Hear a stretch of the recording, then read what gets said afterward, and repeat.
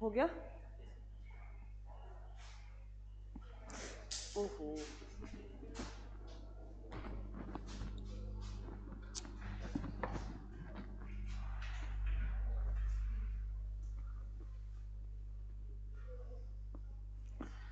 चलो भी नमस्कार भी सभी को।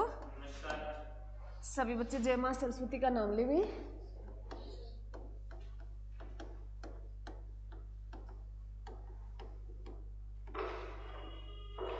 क्या पढ़ रहे हो मेरे बच्चे? हिस्ट्री। एक तो तुम बोलते नहीं हो। हिस्ट्री में क्या चल रहा है हमारा? हाँ जी, मध्यकालीन भारत का इतिहास।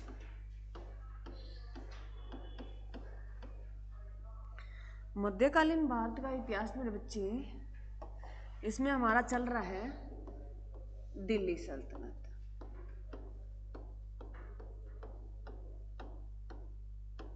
दिल्ली सल्तनत, दिल्ली सल्तनत जो मेरे बच्चे कब से लेके कब तक चलता है?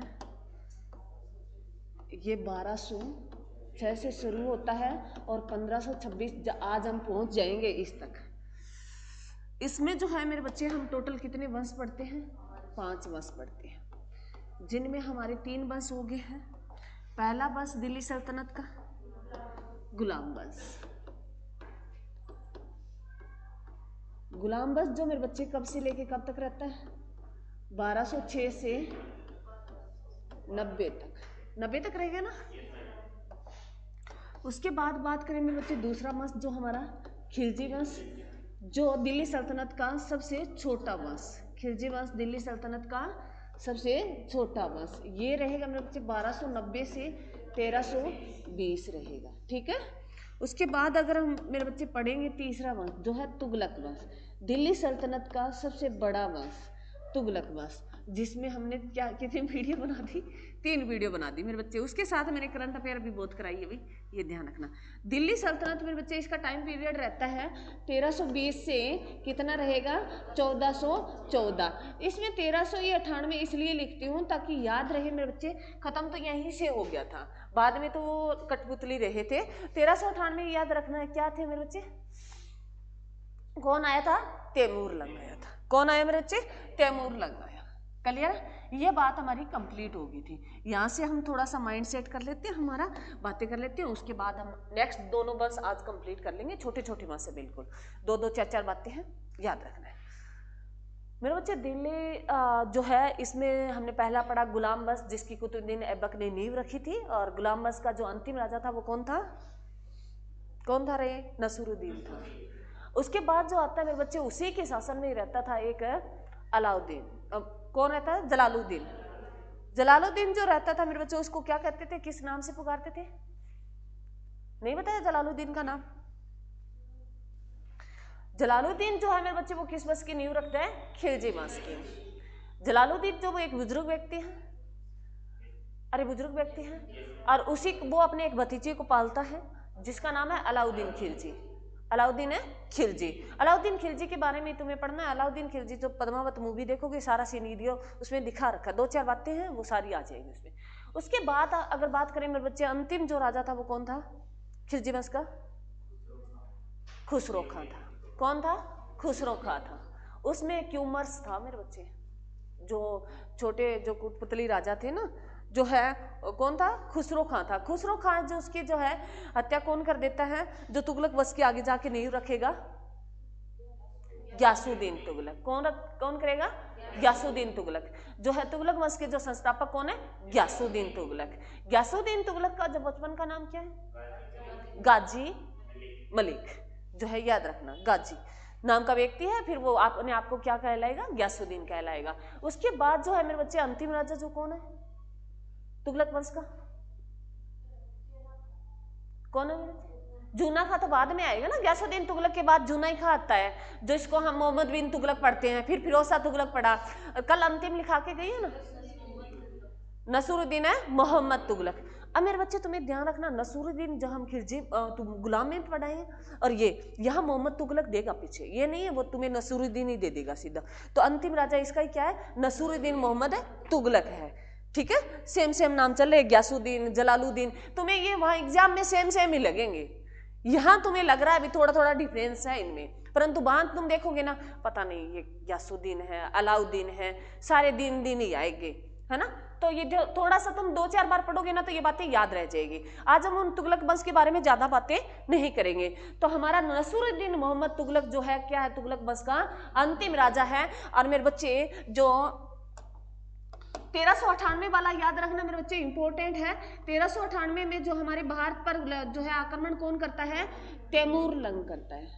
तैमूर लंग जो है भारत पर आक्रमण करता है। तैमूर नाम का एक व्यक्ति था और कहते हैं भी ये लंगड़ा था इसलिए इसे तैमूर लंग कहा गया। मतलब ये हमारी वो पढ़ने का तरीका है मेरे बच्चे, पता नहीं लंगड़ा था या सावता था वो पता नहीं, ठीक है। ये तैमूर लंग जो आया था मेरे बच्चे, ये मध्य एशिया से कहते आया था। कहां से आया था, सारा मध्य एशिया का ही है मेरे बच्चे, जितना हुआ है ना दिल्ली सल्तनत सारा मध्य एशिया का। अभी तक जो हमने पढ़े है ना 3 वंश, कौन कौन से, गुलाम वंश, खिलजी वंश, तुगलक वंश, तीनों तुर्कानी थे। तीनों क्या थे, तुर्क थे, बाहर के आए हुए थे। अब जो हम 2 वंश पढ़ेंगे ना, सैयद वंश और लोधी वंश, वो हमारे यहाँ के राजा होंगे। जो वो कहाँ के होंगे, हमारे यहाँ के राजा होंगे। कहाँ के, हिंदुस्तान के ही, मतलब उन्हीं में, मतलब जैसे आए तो वो बाहर से थे परंतु यहीं उनका जन्म हुआ, यही उम्र काफी लगी ना, टाइम तो काफी हो गया। अब कहाँ तक पहुंच गए हम, 1414 तक आ गए। तो जो यहाँ जन्मा है, साल तो कई बीत गए 1206 से, तो यही जन्मा, यही रहा, यही खान पान। तो सैयद वंश जो आएगा वो हमारे हिंदुस्तान के, खिजर खां जो आएगा वो यही का होगा। सेनापति वो किसका कहलाएगा, इसी तैमूर लंग का, उसको सेनापति बनाएगा। क्योंकि जो है मेरे बच्चे, एक नाम लिख रही हूं मैं, तुम्हें पहले समझना, लिखना नहीं है। खिजर खां मेरे बच्चे, खिजर खां नाम का एक व्यक्ति है। क्या है मेरे बच्चे, खिजर खां नाम का एक व्यक्ति है जो किसकी सहायता करेगा, तैमूर लंग की सहायता करेगा। यही तो न्यूनता देते हैं ना भाई, तू आ जा, कुछ भी नहीं है, यहाँ सब समाप्त हो गया, तू आक्रमण कर। तो ये खिजर खां नाम का व्यक्ति किसको बुलाएगा, तैमूर लंग को बुलाता है। और तैमूर लंग इतनी मारकाट मचाता है, वो किससे एंट्री करता है, हमारे सिरसा से एंट्री करता है। सिरसा फतेहाबाद हिसार होते हुए कहाँ पहुंच जाता है, दिल्ली पहुंच जाता है। ये हरियाणा जीके में तुम पढ़ोगे। तैमूर लंग कहाँ से एंट्री करता है, सिरसा से करता है। सिरसा से फतेहाबाद आएगा, फतेहाबाद से हिसार जाएगा, और हिसार से वो सीधा कहाँ पहुंच जाएगा, दिल्ली पहुंच जाएगा। बीच में रोहतक वगैरह और आएंगे, ठीक है, वो तुम्हें हरियाणा जीके में पढ़ते हो, ठीक है। तो वो दिल्ली में पूरी मारकाट मचाएगा और फिर वो मध्य एशिया वापस लौट जाएगा। तो उसके बीच में उसका एक जो साथ देने वाला था ना, वो इसको क्या बना देता है, सेनापति बना देता है। किसको, खिजर खां को। और खिजर खां ना बाद में इसका ये कहेगा भाई हम किसके हैं, हम पैगंबर के वंशज हैं। और जो है वो ये बाद में इसका जो है, इसी तैमूर लंग का एक बेटा होगा शाहरुख खां। एक मिनट मेरे बच्चे, शाहरुख खां, इसका एक बेटा होगा शाहरुख खां। ये खिजर खां ना, इसको ना क्या ये रेत-ए-आला की उपाधि लेगा। खिजर खां एक है, अपने आप को ना ये सुल्तान नहीं कहेगा दिल्ली का, क्या नहीं कहेगा, सुल्तान नहीं कहेगा। ये अपने आप को क्या एक उपाधि देगा, रेत-ए-आला की, उसी के नाम से ये जाना जाएगा, रेत-ए-आला की उपाधि देके, और उसी के नाम पे ये शासन करेगा। और ये अपने आप को ये कहेगा भी मेरे को ये उपाधि मिली है, अपने आप को खुद ही दे लेगा। बाद में जो है ये सारा इसके अंडर में ही काम करेगा। तैमूर लंग के बेटे को ये क्या भेजता है, यहाँ से जो है पैसे भेजता है, उसको खर्चा भेजता है यहाँ से, वो उसको यहाँ दिल्ली की गद्दी दे देगा, खिजर खां को। और खिजर खां जो है मेरे बच्चे, दिल्ली जो है किस नाम से जाना जाएगा, रेत-ए-आला, ना कि दिल्ली का सुल्तान बनेगा। इसके बाद जो है इसी के 2 बेटे हैं मेरे बच्चे, जो है कौन है, एक मुबारक शाह है और एक कौन है मेरे बच्चे, मुबारक शाह आएगा। मुबारक शाह जो है वो सर्वश्रेष्ठ राजा कहलाएगा इसी वंश का। तो मुबारक शाह जो वो कहेगा मैं किसी पैगंबर को नहीं मानता, ये तो ये कहेगा मैं, ये खिजर खां ये कहे हम वंशज है किसके, पैगंबर के वंशज, जो खलीफा के वंशज है, ये कहेंगे हम उनके वंशज है। बाद में ये कहेगा हम तैमूर लंग के हैं, उनके परिवार के हैं। मतलब ये अपने आप को जो अपने आप का जो गद्दी पे बैठने का सारा श्रेय उनको ही देगा, भी सारा कुछ उन्हीं का ही है। मतलब कई हो जाते हैं ना, पूरा अपना भूल जाते हैं, दूसरे का भाई, मतलब कोई किसी को कहीं तक पहुंचा देता है तो वो ये कहता है भाई सब कुछ इसी का ही है, मेरे को यहाँ तक पहुंचाने का जो श्रेय है, तो वो किसको दे देगा, तैमूर लंग को दे देगा, या अपने आप को ये क्या कहेगा, हम पैगंबर के वंशज हैं। तो उसके बाद मुबारक शाह आएगा। मुबारक शाह जो है मेरे बच्चे, वो अपने आप को क्या कहलाएगा, सुल्तान कहलाएगा। वो क्या कहेगा, दिल्ली का सुल्तान कहलाएगा। वो अपने आप से जो इसका सर्वश्रेष्ठ जो है राजा होगा दिल्ली सल्तनत का, इस वंश में, किस वंश में, सैयद वंश में। खिजर खां किस वंश की नींव रखेगा, सैयद वंश की नींव रखेगा, जो हम पढ़ेंगे अभी, लिखेंगे, ठीक है, समझ में आया। उसके बाद जो है मेरे बच्चे, खिजर खां के 2 बेटे थे, एक फरीद खान जो है उसके 2 बेटे थे, जो है एक कौन था, एक जो है मोहम्मद शाह था, और एक जो है मेरे बच्चे आलम खां था। आलम खां जो अंतिम राजा कहलाएगा, किसका, सैयद वंश का। तो इसके बारे में 2-4 बातें हैं, वो हम लिख लेंगे। तो लिखो पहले शुरू। ये तो समझ में आया ना, कौन छोड़ के जाएगा इसको, सेनापति किसका, ये तैमूरलंग का बना देगा, सेनापति बना देगा। और तैमूरलंग तो मध्य एशिया वापिस चला जाएगा, और जो है इसको किसको छोड़ जाएगा, खिजर खां को छोड़ जाएगा। और खिजर खान जो है आगे किस वंश की नींव रख देगा मेरे बच्चे, सैयद वंश की। सैयद वंश पढ़ेंगे, सैयद वंश।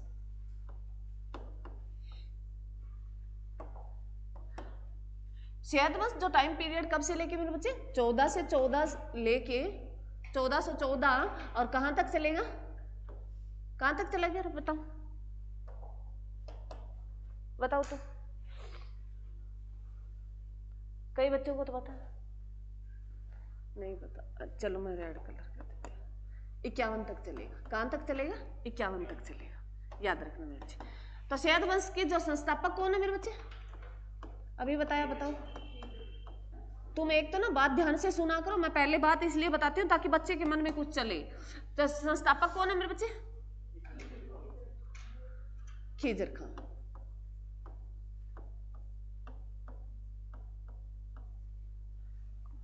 सैयद वंश के संस्थापक कौन, खिजर खां। तुम्हें 2 बातें याद रखनी है। एक तो मेरे बच्चे रखना है सैयद वंश जो इसका टाइम पीरियड क्या है, 14 से 14 लेके और 1451 तक। सबसे कम जो, अगर इसके बारे में एक दूसरी लाइन याद रखनी है, तुम्हें पूछे दिल्ली सल्तनत का सबसे कमजोर वंश कौन सा रहा था, सैयद वंश रहा था। लिखो इसके बारे में लाइन लिख लो, दिल्ली सल्तनत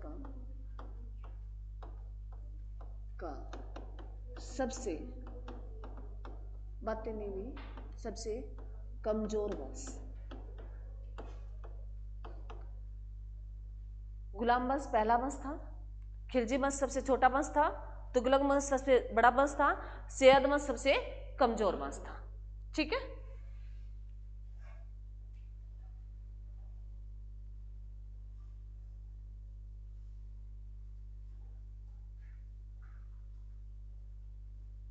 क्लियर है बच्चे।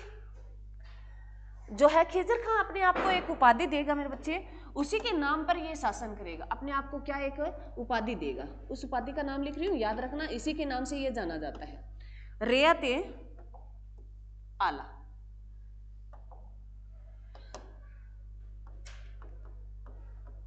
रियात ए आला, रियात ए आला।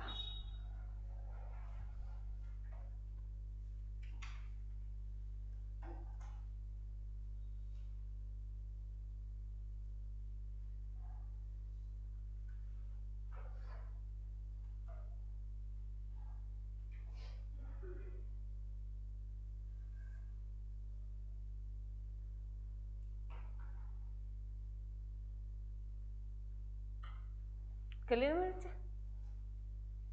सुनो, अब तुम्हें देखो कई बातें ना, तुम्हें इसको जैसे रियात लिखा मैंने, ऊपर सैयद लिखा, सेम सेम सा मिल रहा है, मिल रहा है। तो याद रखना, सैयद वंश में खिजर खां उपाधि लेता है, वो किसकी लेता है, रियात। सै की जगह रै लिखना तुम्हें। बाकी जो सैयद तैब दै में तो हम बोलते हैं तो साउंड एक जैसी आती है, ठीक है।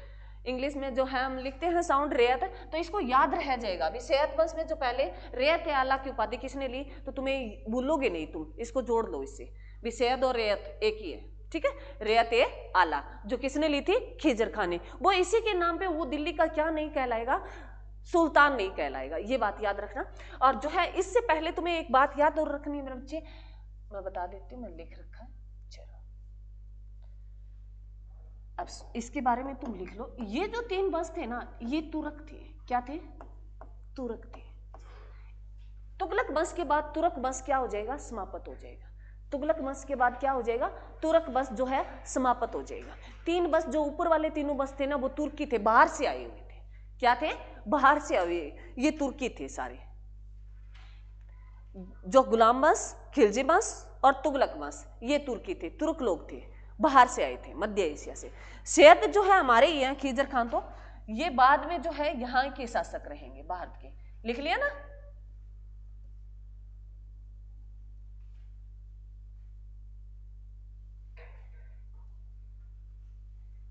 चलो, याद रह जाएगा ना? तो हमने सैयद वंश पढ़ा। सैयद वंश जो है 14 से 14 लेके 14 से 51 तक चलेगा। इसके संस्थापक है खिजर खान है। खिजर खान जो मेरे बच्चे, मैं यहाँ फिर लिख रही हूँ, खिजर खान जो है, एक तो इस वंश के बारे में तो तुम्हें याद रखना है, दिल्ली सल्तनत का सबसे कमजोर वंश रहा था वो सैयद वंश ही रहा था। खिजर खान जो है ये अपने आप को एक उपाधि देता है रैयत ए आला की। इसी के नाम से ही वो क्या करेगा? दिल्ली के ऊपर शासन करेगा। परंतु इसके पहले में जो है तुम्हें एक बात याद रखनी है मेरे बच्चे, जो किसकी सहायता करेगा? ऊपर मैं तुम्हें बता के आई हूँ, किसकी सहायता कर रहा है? ये तैमूर लंग की सहायता कर रहा है। लिखो, खिजर खां, खिजर खां जो है तैमूर लंग, खिजर खां को तैमूर लंग ने, तैमूर लंग ने,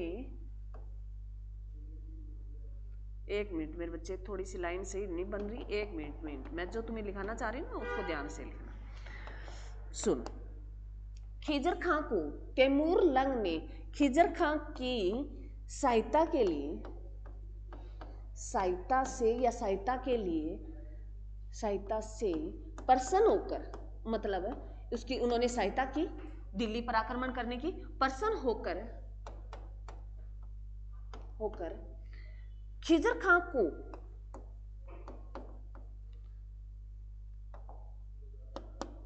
लाहौर और दीपालपुर का शासक बनाता है। कौन बनाता है? तैमूर लंग। इसको कौन सा जो है दे देगा? ये साम्राज्य है लाहौर और है दीवालपुर का शासक है, बनाता है। कौन बनाता है मेरे बच्चे? बनाता है तैमूर। याद रह जाएगा ना? मैंने पूरा लिखा है। खिजर खां की सहायता, खिजर खां ने किसकी सहायता की? तैमूर की। इसकी सहायता से प्रसन्न होकर किसने? तैमूर ने खिजर खां को लाहौर और है दीपालपुर का शासक बना दिया मेरे बच्चे। लाहौर तुम्हें पता है पाकिस्तान में पड़ता है, अरे पाकिस्तान में पड़ता है ना, यही उसके आसपास का क्षेत्र है, पंजाब के आसपास का दीपालपुर जो है, जो क्योंकि पंजाब जो है हमारे पास, कौन सा पंजाब है रे? पूर्वी पंजाब है, पश्चिम, पूर्वी पंजाब हमारे पास है और पश्चिम पंजाब जो है पाकिस्तान के पास है। याद रखना, इसको पूर्वी इसलिए दिया जाता है, तुम्हें पता है ना मेरे बच्चे, जैसे तुम वेस्ट बंगाल बोलते हो, वेस्ट बंगाल बोलते हो तो वेस्ट बंगाल क्यों बोलते हैं? कई बच्चे मेरी तरफ देख रहे हैं तो उसको थोड़ा ध्यान नहीं है। सुनो मेरे बच्चे, ये थोड़ी बातें, क्योंकि ये कॉमन सेंस याद रखना। जैसे हम भारत का देखें तो यहाँ जो है बांग्लादेश का क्षेत्र था, यहाँ क्या था? बांग्लादेश का क्षेत्र था। तो इसमें बांग्लादेश एक अलग हो गया, बांग्लादेश क्या हो गया? अलग हो गया। एक बांग्लादेश, हमारे पास वेस्ट बंगाल है, पढ़ते हैं ना, अरे पश्चिम बंगाल हमारे पास है। तो मान लो जैसे ये तुम लिखते हो तो इस साइड वाला कौन सा है? यहाँ कौन सा क्षेत्र पश्चिम पड़ता है, यहाँ कौन सा पड़ता है? पूर्व पड़ता है। तो मेरे बच्चे ये वाला जो है इधर चला गया तो वो उसको बंगाल बोलते, सीधा ही बांग्लादेश बोलते हम। हमारे पास इस वाला साइड वाला क्षेत्र आ गया तब इसको वेस्ट बंगाल नाम रख दिया। ठीक है, नाम तो वही रखा है, बंगाल रखा है, परंतु वेस्ट बंगाल। वैसे ही पंजाब का, पंजाब हमारे पास पूरे पंजाब बोला जाता है मेरे बच्चे, और जो है वहाँ जो पाकिस्तान में पंजाब पड़ता है वो पश्चिम पंजाब कहलाता है, क्योंकि उसके पास पश्चिम वाली साइड चली गई, हमारे पास पूर्वी वाली साइड रहेगी। याद रह जाएगी ना? हाँ, ऐसे चीजें याद रखा करो ताकि तुम्हें पता चले ना भी ये वेस्ट बंगाल इसको क्यों बोला जाता है। तो ये क्षेत्र है मेरे बच्चे, जिस साइड पड़ता है उसको इसी का नाम है दे दिया। क्लियर मेरे बच्चे? ये जो बात लिखी मैंने क्लियर है? उसके बाद देखो नेक्स्ट, खिजर खां ये कहता है अपने आप को, ये किसका वंशज बताता है? पैगंबर का, पैगंबर का वंशज है। खिजर खां कहते हैं हमें पैगंबर के वंशज हैं। खिजर खां क्या कहता है, हमें पैगंबर के वंशज हैं। और ये अपने आप को तैमूर के वंशज भी कहा जाता है। खिजर खां अपने आप को तैमूर के वंशज कहता है। क्यों कहता है, रीजन सुनो, पहले सुन लो सारी बात। तैमूर के वंशज क्योंकि ये तैमूर का जो पुत्र है मेरे बच्चे, एक पुत्र का नाम क्या है, शाहरुख। तैमूर तो सर्विस हो जाती है तैमूर की, तो उसके बाद उसका बेटा जो है वहां का शासन बनता है, शासक बनता है। उसी के नेतृत्व में खिजर खां जो है काम करता है मेरे बच्चे।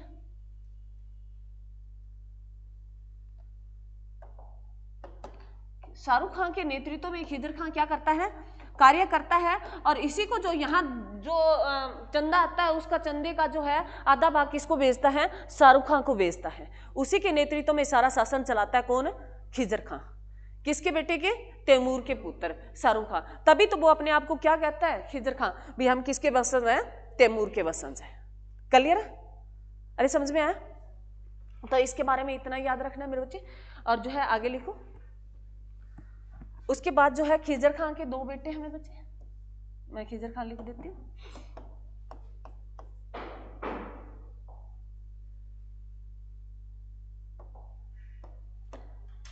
खिजर खां,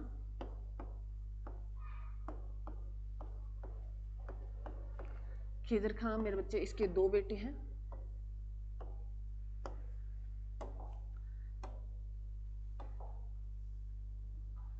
एक मुबारक शाह,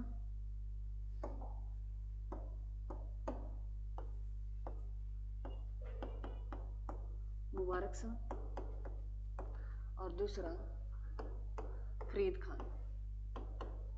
दो बेटे हैं ये, मुबारक शाह और फरीद खान।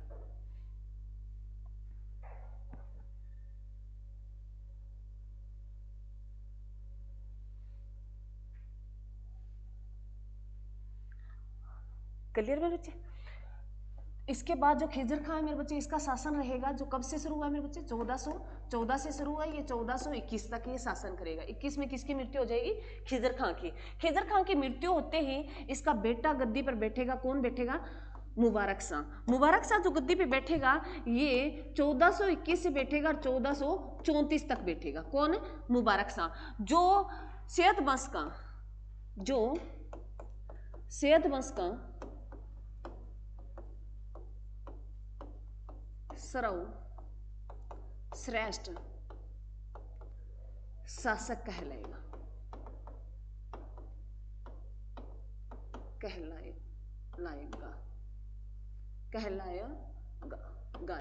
कहलाएगा।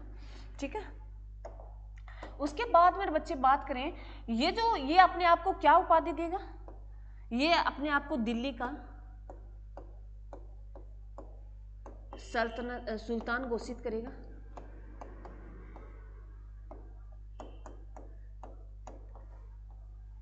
ये अपने आप को क्या घोषित करेगा, दिल्ली का सुल्तान घोषित करेगा। और जो है ये कब तक शासन करेगा, 34 तक शासन करेगा।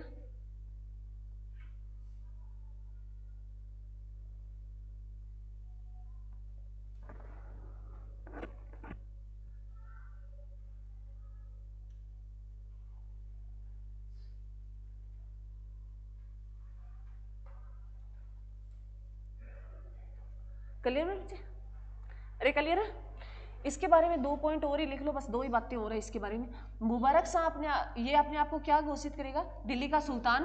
और ये इस वंश का क्या है, सर्वश्रेष्ठ शासक है। ठीक है। ये जो है मेरे बच्चे, इसके एक दरबार में ये अपने आप को शाही की उपाधि भी दे देगा। ये अपने आप को उपाधि देगा, वो किसकी देगा, शाही शासक की। किसकी, शाही शासक की। ये अपने आप को उपाधि देगा, वो शाही शासक की उपाधि देगा। और ये जो मुबारक शाह है, इसके दरबार में एक इतिहासकार रहता है मेरे बच्चे, अहमद सरहिंद। मेरे बच्चे, इसके दरबार में एक इतिहासकार रहता है। कौन मेरे बच्चे, अहमद हिंद। मेरे बच्चे, हिंद, या सर हिंद लिख लो। अहमद हिंद मेरे बच्चे। अहमद हिंद जो मेरे बच्चे एक पुस्तक लिखता है, जो क्या लिखता है मेरे बच्चे, उस पुस्तक का नाम लिखो तुम, तारीखे मुबारक शाही। ये अहमद जो पुस्तक लिखता है मेरे बच्चे, पुस्तक लिखता है, उस पुस्तक का नाम है तारीखे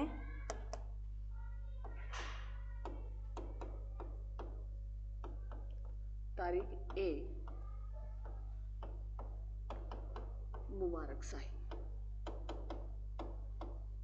तारीखे मुबारक शाही नाम की पुस्तक लिखता है, यसी नाम की। ठीक है, किसका दरबारी है, किसका रे, मुबारक शाह का। क्लियर मेरे बच्चे, अरे क्लियर है, ठीक है। अब आगे चलो।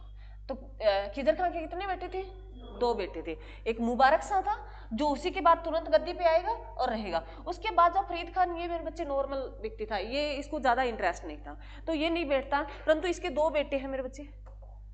इसके जो है फरीद खान के 2 बेटे हैं, एक मोहम्मद शाह, महमूद शाह, एक आलम शाह। आलम शाह, इसके 2 बेटे हैं, एक आलम शाह, एक महमूद शाह। क्लियर बच्चे। तो जो इसके तो अब सुनो, वो उन्होंने ज्यादा इंटरेस्ट नहीं दिखाया, तो तुम देखते हो जैसे मतलब तुम्हें नॉर्मल अगर कहानी बना के देखो, गांव में देखा होगा किसी का बाप जॉब में लगाओ तो उसका एक बेटा जॉब में लग जाता है, एक बेटा नहीं लगता, वो खेती करता होता है। तो उसके 2 बेटे बाद में जब उसकी संतान होती है तो वो ये सोचते हैं ना, भाई हमारे चाचा जो ताऊ जी है वो आगे निकल गए तो हमें भी कुछ करना चाहिए। तो फरीद खान के कहते हैं भी, इन बेटों ने हौसला किया, इन्होंने कहा भी अब मोहम्मद शाह के बाद हमें मिलना चाहिए पद। तो है इन्होंने भी, उनके बीच में कोई संघर्ष चला होगा, उसके बारे में तुम्हें नहीं पढ़ना। परंतु मुबारक शाह के बाद कौन आता है, महमूद शाह आता है, जो किसका पोता है, किसका, खिजर खां का, जो है फरीद खान का बेटा है, जो कब आएगा मेरे बच्चे, 1443 से ये 47 तक रहेगा। किसका, 34 है ना, अरे 34 से 43 रहेगा, सॉरी गलती हो गई, कोई बात नहीं, उसको मैं डिलीट कर देती हूँ। कहाँ हो रहा है, मुबारक शाह की मृत्यु कब हो रही है मेरे बच्चे, 34 में हो रही है, तो ये 1434 से लेके 43 तक रहेगा, 1434 से लेके ये 43 तक रहेगा। फिर उसके बाद जो है मेरे बच्चे, जो है इसकी मृत्यु ये कर देगा, भाई को हमेशा जलसा फील होती है, तो अंतिम शासक होगा। इसके बारे में तुम्हें क्या लिखना है, सैयद वंश का अंतिम शासक। उसके बारे में कोई खास बात नहीं है, ना तुम्हें याद रखनी है। अंतिम शासक, सैयद वंश का अंतिम शासक कौन है, आलम शाह, जो किसका बेटा है, फरीद खान का। खिजर खान का क्या है, पोता है। जो कब से लेके जो बच गया वो सारा इसी का ही है, 1443 से ये 1451 तक रहेगा।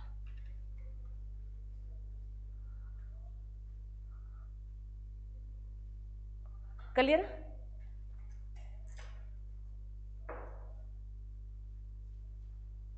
क्लियर मेरे बच्चा। ये था मेरे बच्चे तुम्हारा पूरा सैयद वंश। मैं इसको छोटा कर देती हूँ, सारा मैं तुम्हें बता देती हूँ भी हमने क्या क्या किया। एक बार इसको रिपीट कर लेते हैं ताकि तुम्हारे दिमाग में कहानी बन जाए। दिखाई दे रहा है, नहीं दे रहा मैडम, इतनी छोटी दिखाई थोड़ी देते हैं। चलो, खिजर खान तो यही पढ़ना है ना, बस यहीं से पढ़ना है। अरे यहीं से नहीं है, थोड़ा सा इधर है, ये है मेरे बच्चे। अब सुनो, अब तुमने लिख लिया, तुम्हारे पास मटेरियल पहुंच गया, अब तुम सुनने पे फोकस करो। ठीक, मैं बताती हूँ, तुम्हें ध्यान रखना मेरे बच्चे। जो है पहले हमने पढ़ा गुलाम वंश, उसके बाद खिलजी वंश पढ़ा, उसके बाद तुगलक वंश पढ़ा। ठीक है, गुलाम वंश कुतुबुद्दीन ऐबक ने नींव रखी, खिलजी वंश जो है किसने रखी, जलालुद्दीन खिलजी ने रखी, तुगलक वंश की नींव रखी यासुद्दीन तुगलक ने रखी। संस्थापक तुम्हें तीनों के याद करने हैं, टाइम पीरियड याद करना है। गुलाम वंश का टाइम पीरियड है 1206 से 1290 और खिलजी वंश का टाइम पीरियड है 1290 से 1320 और जो तुगलक वंश का टाइम पीरियड है 1320 से 1414। याद रख लेना, वो 58 तो मैं याद रखती हूँ कि तैमूरलंग के बाद कोई इतना खास शासक नहीं रहा था। ठीक है, अरे याद है। उसके बाद ये तो तुर्क शासक थे, तुर्कियों ने जो है मध्य एशिया से तुर्क आए, उन्होंने शासन किया। उसके बाद जो है यहाँ से जो हमारे यहाँ राजा जो है कौन है, खिजर खां। तुर्की जो है दिल्ली सल्तनत में तुर्क वंश 3 वंश रहे थे, गुलाम वंश, खिलजी वंश, तुगलक वंश, याद रखना, ठीक है। उसके बाद 5 वंश, चौथा वंश आता है वो सैयद वंश आता है। सैयद वंश जो है जिसकी स्थापना करता है खिजर खां। खिजर खां नाम का एक व्यक्ति है जो अपने आप को क्या उपाधि देता है, रेयत ए आला की, क्या देता है, रेयत ए आला की। उसी नाम से वो अपने आप को कुछ नहीं कहता, मतलब वो सारा किसका मानता है, श्रेय तैमूर का ही मानता है। कहते हैं हम तैमूर ने इसको सहायता के लिए एक लाहौर जो है, ये दीपालपुर जो स्थान है उसको दे दिया शासक के लिए। वैसे उन्होंने दिल्ली की गद्दी पे बैठा, उन्होंने कोई अपने सुल्तान नहीं कहलाया, वो बस वो रेयत ए आला के नाम से ही जाना गया।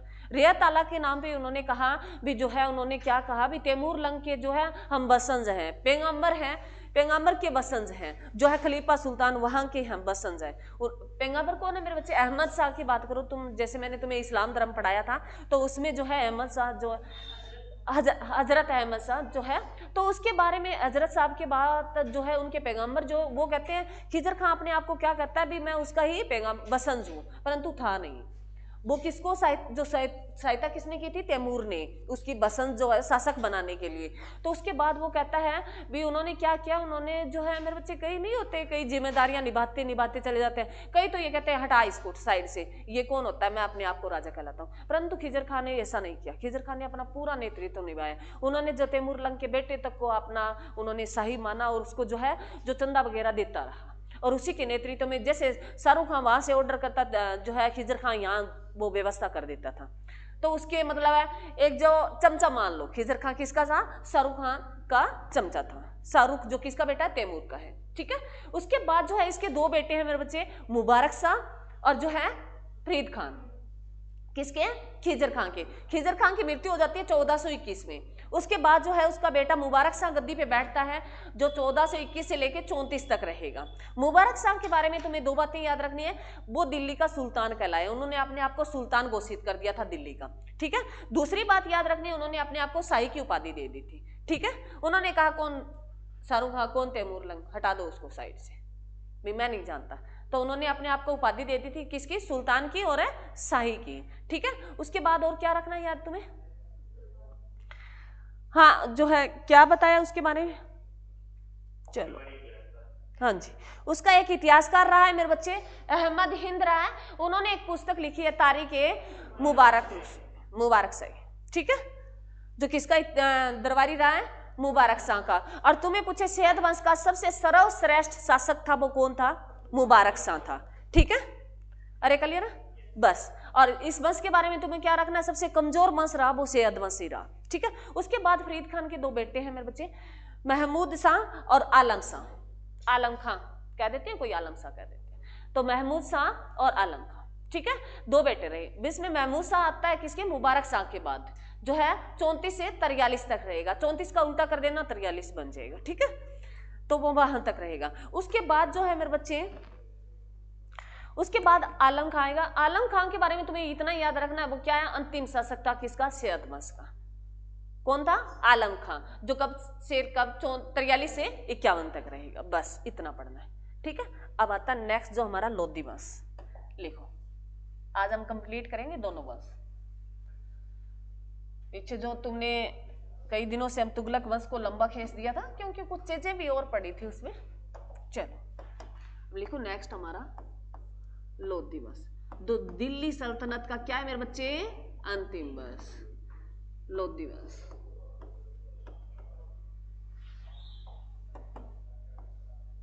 लोधी वंश नींव कब रखेगा, 51 में, कब तक, 26 में, ये उसका टाइम पीरियड है मेरे बच्चे। लोधी वंश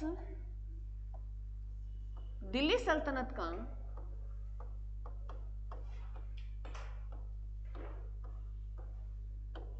अंतिम वंश, बहुत बार एग्जाम में आया है। दिल्ली सल्तनत का अंतिम वंश कौन सा है, लोधी वंश।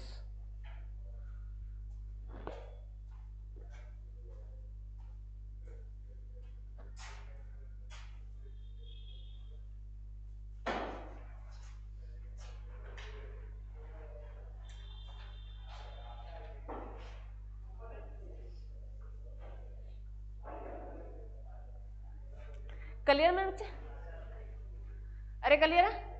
इसके बारे में 2 बात याद रखनी है, एक तो लोधी वंश जो कब से लेके कब तक रहा, 1451 से 1526 तक लोधी वंश रहेगा। और जो है दिल्ली सल्तनत का अंतिम वंश कौन सा है? लोधी वंश। पहला वंश कौन सा है? गुलाम वंश। ठीक है, और उनकी बाद में सीक्वेंस याद रखनी है। गुलाम के बाद खिलजी आएगा, खिलजी के बाद तुगलक आएगा, तुगलक के बाद सैयद आएगा और सैयद के बाद लोधी आएगा। अब लिखो लोधी वंश के संस्थापक, लोधी वंश के संस्थापक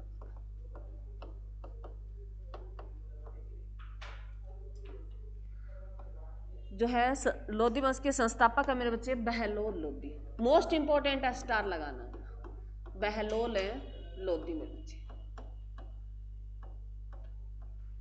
लगभग एग्जाम में तुम्हें ये क्वेश्चन मिलता है, बहलोल लोधी वंश के संस्थापक कौन थे? बहलोल लोधी। इसको स्टार लगा लेना, एग्जाम में क्वेश्चन आता है। एक अंतिम शासक, अंतिम वंश कौन सा था? लोधी वंश था। ठीक है, बहलोल लोधी जो है मेरे बच्चे ये रहा था, इसका ये कब से शासन करेगा? 1451 से ये करेगा 89 तक, 1489।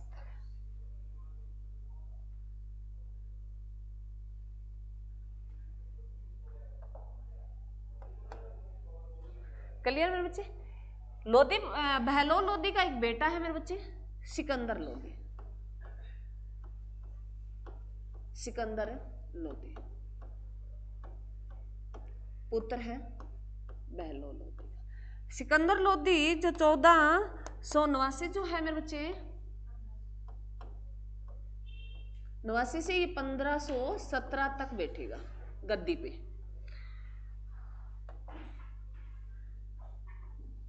बहलोल लोधी के बारे में तो इतना ही करेंगे भी, बहलोल लोधी ने क्या रखी थी? नींव रखी थी, संस्थापक थे।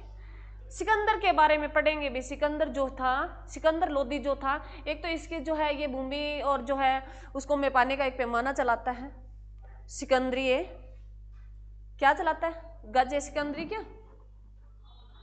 चलाता है अभी बताओ रे तुम? हरियाणा जी के में तुमने पढ़ ही रखा है, पढ़ा या नहीं पढ़ा?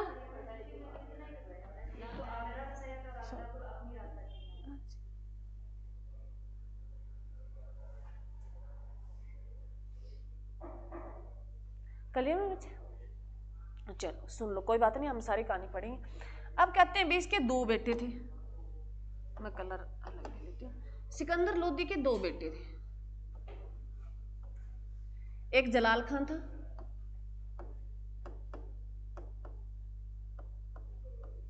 एक इब्राहिम लोधी था, जो अंतिम वंश राजा कहलाएगा। एक जलाल खान था और एक है जो है क्या कहलाएगा बच्चे? लिख लिया है क्या? अब सुनो, थोड़ी सी कहानी सुन लो इनके बारे में। अब कहते हैं सिकंदर जो सर्वश्रेष्ठ राजा था लोधी वंश का, परंतु जो है इसके दो बेटे थे, एक जलाल खान था, एक इब्राहिम लोधी था। तो सिकंदर के बाद गद्दी का सवाल आया, तो सिकंदर ने जो पहले ही बांट के रखा था भी जलाल खान को जौनपुर का शासक बना दिया और इब्राहिम लोधी को दिल्ली का शासक बना दिया।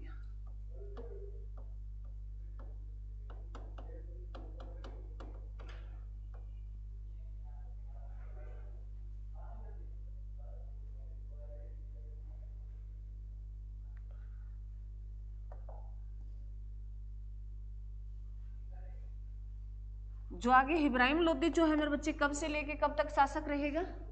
बाकी जो बच गया सारा इसी का ही है। 1517 से ये 1526 तक शासक रहेगा। किसका? दिल्ली सल्तनत का।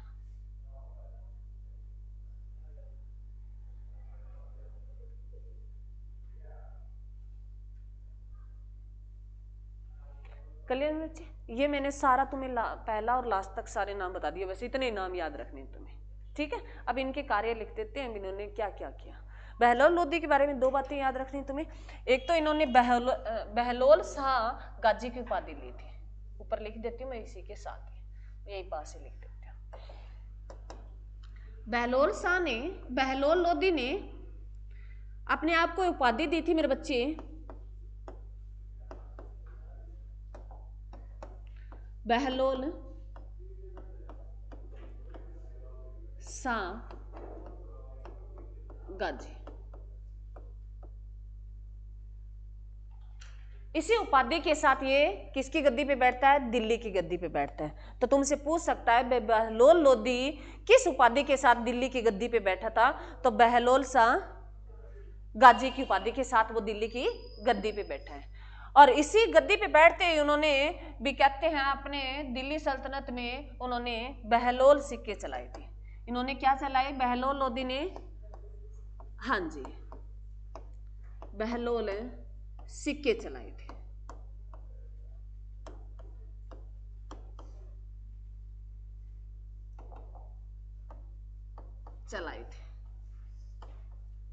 बहलोल सिक्के चलाए थे, मतलब जो मुद्रा चलन में थी उसका नाम रख दिया बहलोल सिक्के।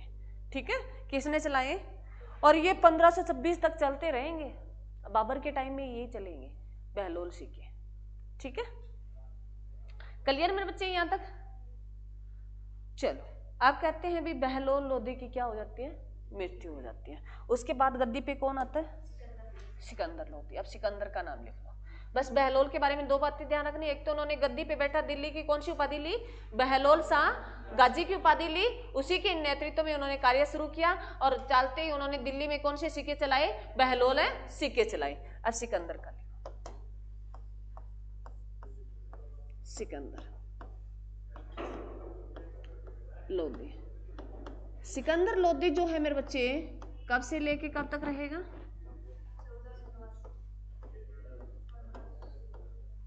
1517 तक रहेगा। किसका बेटा है? बहलोल लोदी का। ये तुम्हारे कॉमन सेंस यूज होने चाहिए, मैं पहले ऊपर लिख दिया मैंने। ठीक है, तो अब जो है दूसरा राजा आता है बहलोल लोदी के बाद कौन आता है? सिकंदर लोदी। तो अब लिखो लोदी बस का सर्वश्रेष्ठ शासक जो था वो कौन था मेरे बच्चे? सिकंदर लोदी था। कौन था? सर्वश्रेष्ठ जो शासक था वो कौन था?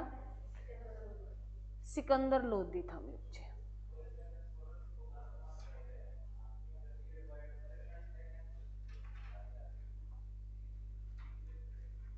क्लियर है बच्चे? कहते हैं अभी सिकंदर लोदी ने 1504 में आगरा शहर की स्थापना की। आगरा शहर की स्थापना की 1504 में आगरा शहर की स्थापना की। बाद में कहते हैं भी सिकंदर लोदी ने आगरा शहर को क्या बनाया था? राजधानी भी बनाया था। क्या बनाया? राजधानी भी बनाया था।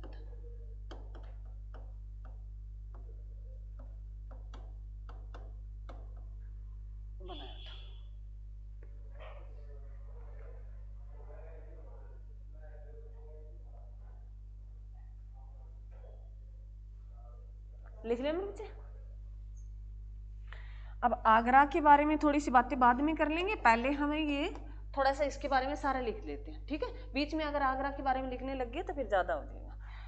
अब सुनो, कहते हैं वे सिकंदर लोदी ने कृषि विकास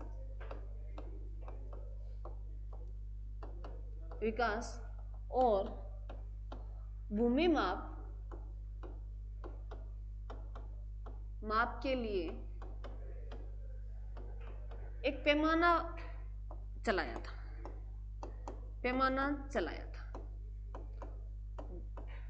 था जिसका नाम है मेरे बच्चे क्या है? गज सिकंदरी। गज ए सिकंदरी। तो मेरे बच्चे कई बार ये पूछ लेते हैं, तुम इतने कंफ्यूज होते हो, कई शब्द तुम देखोगे ना क्वेश्चन में ही आंसर छिपा है। जैसे गज सिकंदरी आ जाए ना, भी किसने चलाया था? सिकंदर इसमें नाम दिया है या नहीं दिया? हाँ। और जैसे तारीख मुबारक शाही आ जाए तो मुबारक शाह का नाम दिया है, किसके ऊपर लिखा है? उसी के जीवन परिचय लिखा है। तो कई चीजें तुम ध्यान से पढ़ा करो। ठीक है, उसी क्वेश्चन में ही उसका आंसर छुपा होता है।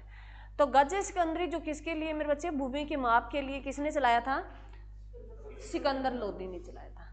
कहते हैं सिकंदर लोदी जो था वो खुद भी कविता लिखता था। सिकंदर लोदी कहते हैं भी ये खुद कविता लिखता था। क्या लिखता था, ये कविताएं लिखता था फारसी भाषा में,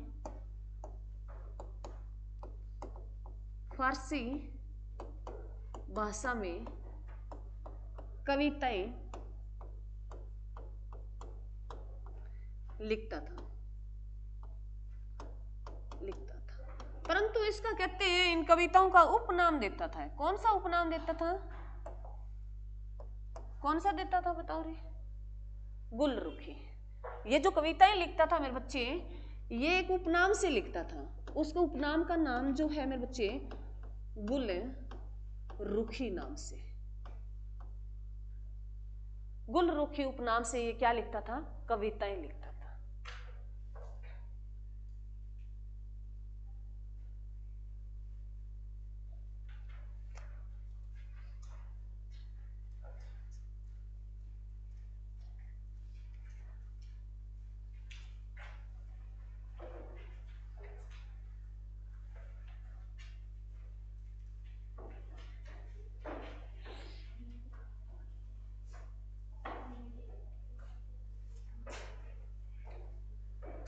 क्लियर, बैठो रे बैठो, व्यवस्था खराब कर देते हो तुम। बीच में आके एक बीच में ना घुसा करो।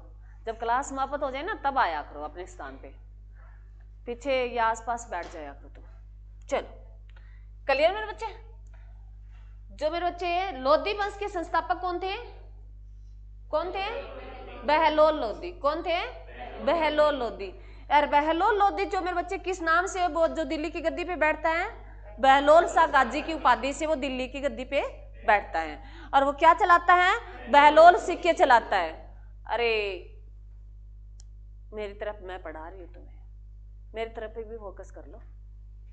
चलो उसके बाद उसके बेटे का नाम क्या है मेरे बच्चे, सिकंदर लोदी। सिकंदर लोदी जो गद्दी पे कब बैठेगा, 1489 से 17 तक रहेगा। सिकंदर लोदी जो है मेरे बच्चे, लोदी वंश का क्या है, सर्वश्रेष्ठ है शासक है, बढ़िया शासक है, ठीक है हमारे जो विचारों में। तो ये क्या कहता है, जो ये आते जो है एक आगरा जो शहर है उसकी स्थापना करता है 1504 में। याद रहना, याद रखना, आगरा जो स्थापना करता है वो कौन करता है, सिकंदर लोदी। कब करता है, 1504 में। 3 क्वेश्चन बन गए, ठीक है। उसके बाद जो है ये कृषि और भूमि माप के लिए जो है एक पैमाना जो बनाता है, जो उस पैमाने का क्या नाम है बच्चे, गज सिकंदरी। क्या नाम है, गज सिकंदरी। जो है गज मापने वाला, ए बीच में देता है और सिकंदरी अपना नाम लगा देता है उसके पीछे, ठीक है। तो याद रखना। उसके बाद जो है ये कहते हैं भी इसको कविताएं लिखने का शौक था, परंतु कौन सी भाषा में, फारसी भाषा में। और जो है ये कहते हैं उस जो कविता का एक उपनाम देता था। उपनाम कौन सा है मेरे बच्चे, गुलरुखी मेरे बच्चे। किस नाम से लिखता था, गुलरुखी उपनाम से लिखता था। क्लियर, अरे क्लियर। अब जो मेरे बच्चे इसके बाद अब लिखो, जो है इसकी मृत्यु जो हो जाएगी 1517 में। अब लिखो अंतिम राजा लोदी वंश का, लोदी वंश का अंतिम शासक, अंतिम शासक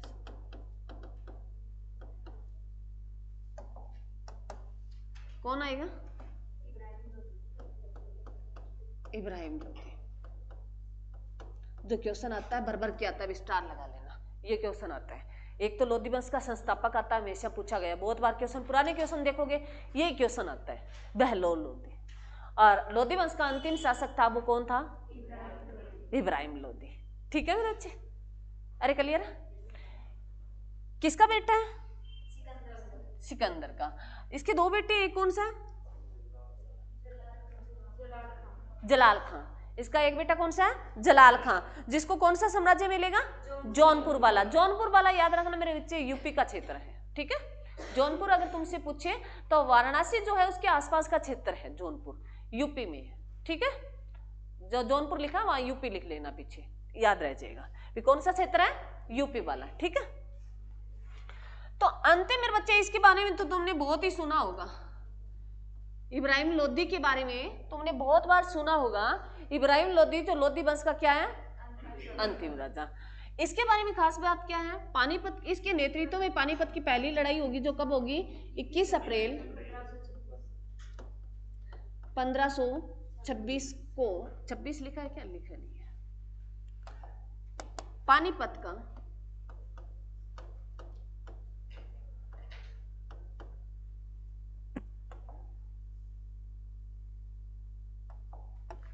प्रथम युद्ध, पानीपत का प्रथम युद्ध, जो दिल्ली जो सल्तनत है, जो लोदी वंश है, उसकी तरफ से जो लड़ रहा है वो कौन लड़ रहा है, इब्राहिम लोदी। किन के बीच में होगा मेरे बच्चे, इब्राहिम लोदी तो लिख दिया, या नीचे लिख देती हूँ, किन के बीच में होगा, बाबर के बीच में। बाबर के बच्चे, बाबर एक तुर्क है, अरे तुर्क का बाबर अफगान से आया है, कहां से आया, अफगान से आया है। बाबर एक तुर्की शासक है, कहां से आया, अफगान से आया, याद रखना। इसके बारे में बहुत पढ़ेंगे, मुगल पढ़ेंगे ना तब इसी के बारे में पढ़ेंगे। आज जो बातें पढ़ा रही हूँ ये मुगल शुरू होगा ना, जैसे ही बातें वापिस रिपीट करूंगी। तो ये इनके बीच में पानीपत का प्रथम जो लड़ाई हुई थी वो कब हुई थी, 21 अप्रैल 1526। अब याद रखना मेरे बच्चे, पहले क्वेश्चन आया करता था ना, सीधा आया करता था, पानीपत की प्रथम लड़ाई कब हुई, 1526, 56, 1761, तो ऐसे पूछता था। अब क्वेश्चन पूछता प्रॉपर डेट के साथ। तो इन जो पानीपत की तीनों लड़ाइयाँ ना, तो प्रॉपर डेट के साथ याद रखना। जो अब 21 अप्रैल होगी, एक फिर बाद में नवंबर में होगी, और एक जनवरी में होगी, ठीक है। तीनों पढ़ेंगे, आप इसको याद रखना है, ठीक है। तो जो 21 अप्रैल है 1526 में होती है, पानीपत का प्रथम युद्ध होता है। नेक्स्ट क्वेश्चन पूछता है भी पानीपत का प्रथम युद्ध किन दोनों के बीच में होता है, तो बाबर जो अफगान से आया था, और जो है इब्राहिम लोदी जो कहाँ का शासक है, दिल्ली का, ठीक है, क्लियर है। ऐसे क्वेश्चन पूछेगा। तो मेरे बच्चे इसमें जो है, इस बाबर को नौनता कौन देता है, अरे बाबर को कोई बुलाता ही है, मैंने कहा हमारे इतिहास में यही गड़बड़ रही है, हम नौनता देते थे, भाई आ जाओ। मोहम्मद गौरी को दिया, आजा भी पृथ्वीराज चौहान को। मोहम्मद गौरी को नौनता किसने दिया था, जयचंद ने दिया था। पहले तो वो अपने आप ही आया था, परंतु जो बाबर कहते हैं भी एक बार पहले आया था, परंतु बाबर जो है ना, इसको बाद में नौनता भेजता है भी आजा। कौन भेजता है, जो इब्राहिम लोदी के एक तो चाचा थे मेरे बच्चे, इब्राहिम लोदी के एक क्या थे, चाचा थे। चाचा का नाम लिख लो, आलम खां है मेरे बच्चे, आलम खां।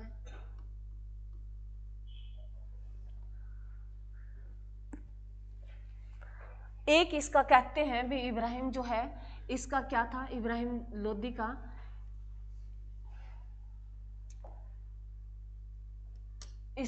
इसको जो नौनता भेजता है किसको, बाबर को, जो पंजाब का शासक था मेरे बच्चे, पंजाब का शासक था, कौन था, दौलत खां। कौन था, दौलत खां। दौलत खां कौन था, दौलत खां था। दो व्यक्ति इसको उत्साहित करते हैं, किसको, बाबर को दिल्ली पर आक्रमण करने के लिए। एक तो इब्राहिम लोदी का चाचा ही है आलम खां, और एक जो है आलम खां ये नहीं है वो जो फरीद खान वाला बेटा, वो आलम शाह है, याद रखना। वो क्या है, आलम शाह है। मुबारक शाह मोहम्मद शाह पढ़ा ना, तो वो आलम शाह है, ये क्या है, खां है, ठीक है, याद रह जाएगा। आलम खां जो किसको भेजता है नौनता, बाबर को भेजता है। ये दोनों प्राणी जो है ये किसको बुलाते हैं, बाबर को बुलाते हैं भी आजा हम तेरे साथ हैं। तो आक्रमण करता है, कब करता है, 21 अप्रैल 1526 में। इस लड़ाई में जीत कौन जाता है मेरे बच्चे, बाबर जीत जाता है। कौन जीत जाता है, बाबर जीत जाता है। पानीपत की प्रथम लड़ाई में कौन जीत जाता है, बाबर जीत जाता है।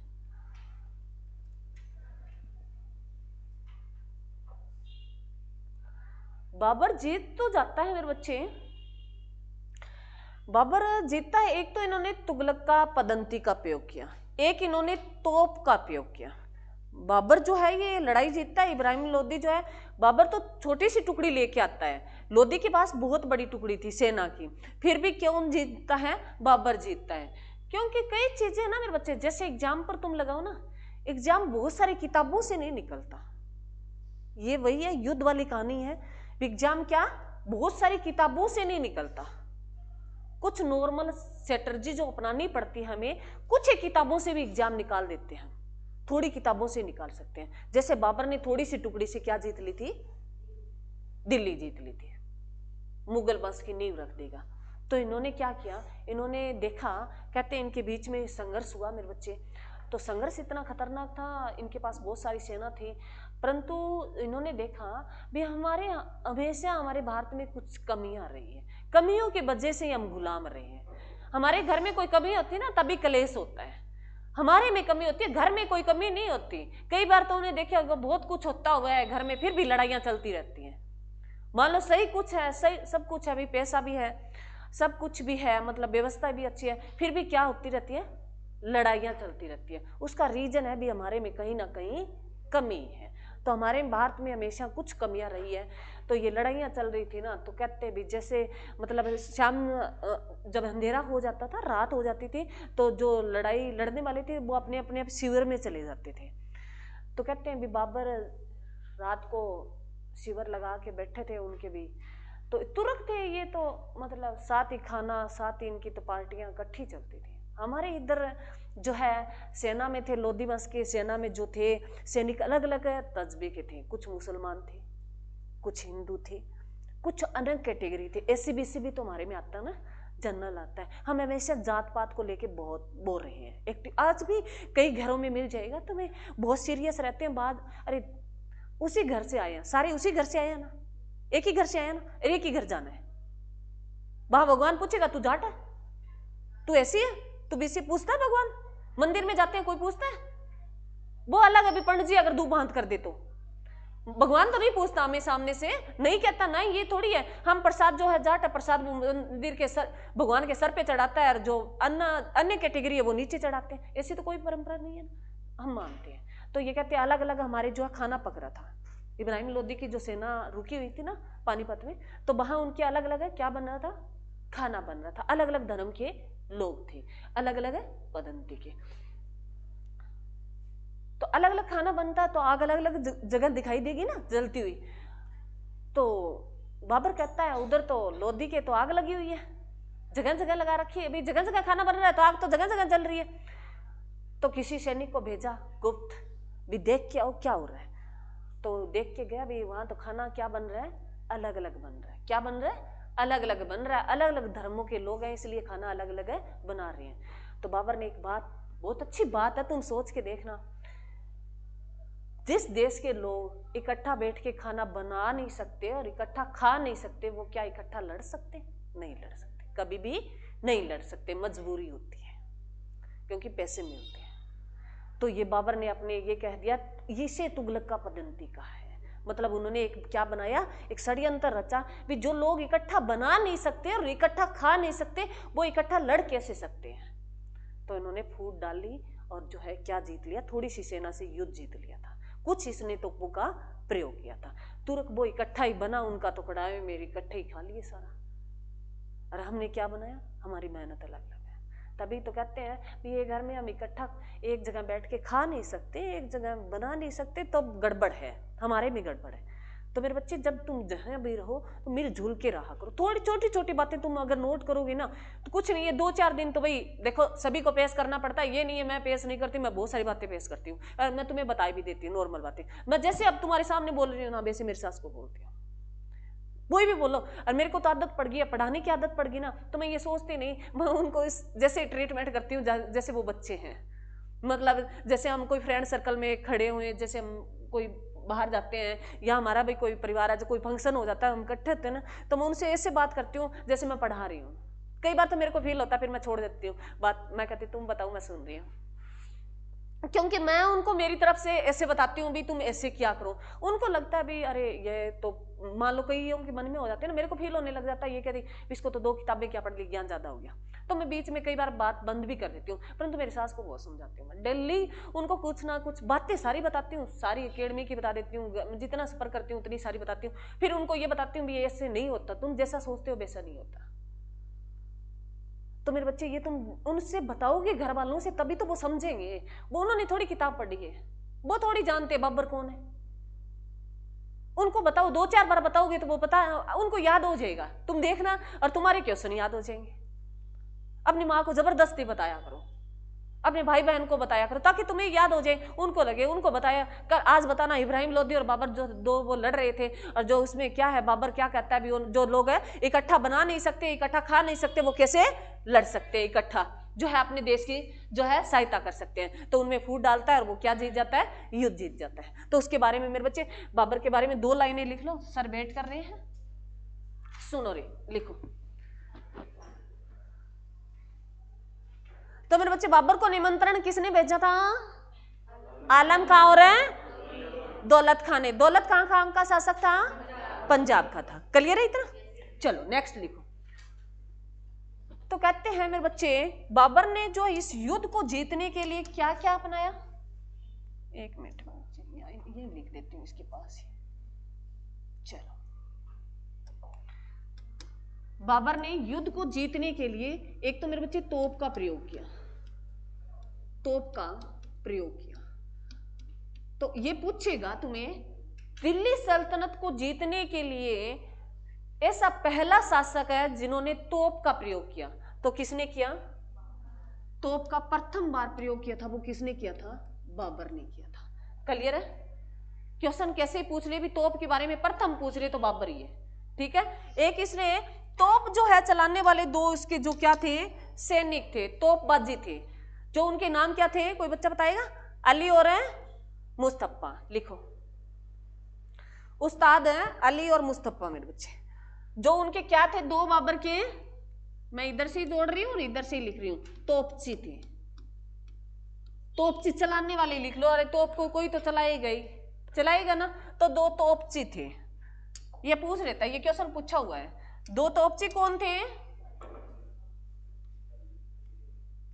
उस्ताद अली, शॉर्ट से याद रख लेना, अली, और एक है मुस्तफा। मुस्तफा बाबर के 2 तोपची थे, एक अली एक मुस्तफा। एक इसने पदंती अपनाई थी, तुगलक का पदंती। कौन सी अपनी पदंती रे? तुगलक पदंती। पदंती मैंने तुम्हें बताई दी है। अरे बताइए, नहीं बताई? अरे भाई, जो 7 मिलके बना नहीं सकते वो खा नहीं सकते। तो उन्होंने कुछ माइंड खोपड़ी से काम किया भी, जो लोग हैं वो इकट्ठा नहीं बना सकते, इकट्ठा नहीं खा सकते। क्लियर है बच्चे? अरे क्लियर है? चलो, अब तुम्हें इसका अंतिम लाइन लिखनी है भी, दिल्ली सल्तनत की समाप्ति और किस बस की नींव रख देता है बाबर है? 1526 में दिल्ली सल्तनत समाप्त हो जाता है, समाप्त हो जाता है, और बाबर ब्रैकेट में लिख रही हूं, अलग कलर से देख लेना, अफगान के शासक हैं। अफगान कौन सा मेरे बच्चे? अफगानिस्तान के शासक बाबर है, अफगान का शासक। तुर्क है मेरे बच्चे, बाबर है जो मुगल वंश की नींव रख देगा। किसकी? मुगल वंश की नींव रख देगा। अब हमारा शुरू होगा मेरे बच्चे, मुगल वंश पढ़ेंगे। मुगल वंश जो चलेगा वो 1526 से लेके 1857 की क्रांति तक चलेगा। 1526 से लेके 1857 तक ये मुगल ही चलेंगे। इनका निपटारा तो अंग्रेज ही करेंगे फिर, है ना? अरे करेंगे या नहीं करेंगे? चलो मेरे बच्चे, इतना ध्यान रखना है। और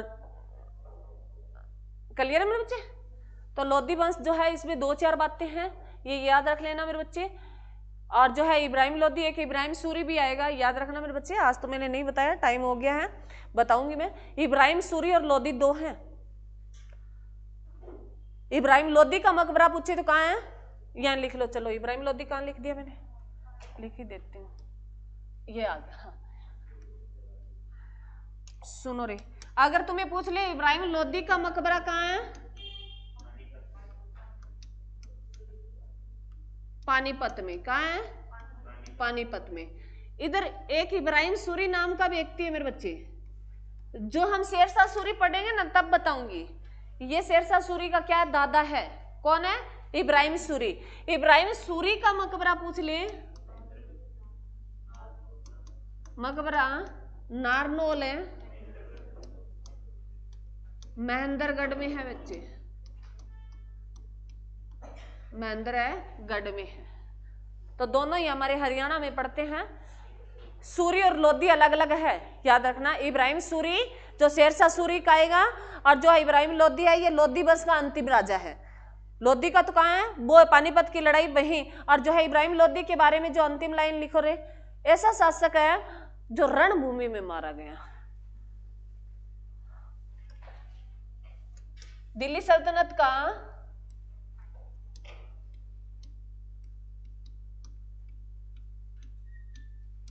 प्रथम शासक है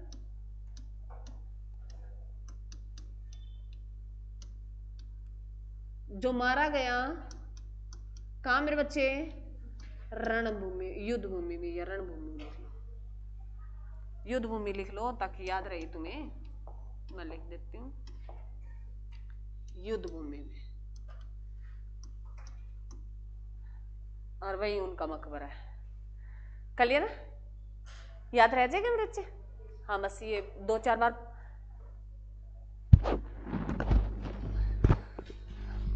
हो गया। अभी सर वेट कर रहे हैं। थैंक यू मेरे बच्चे।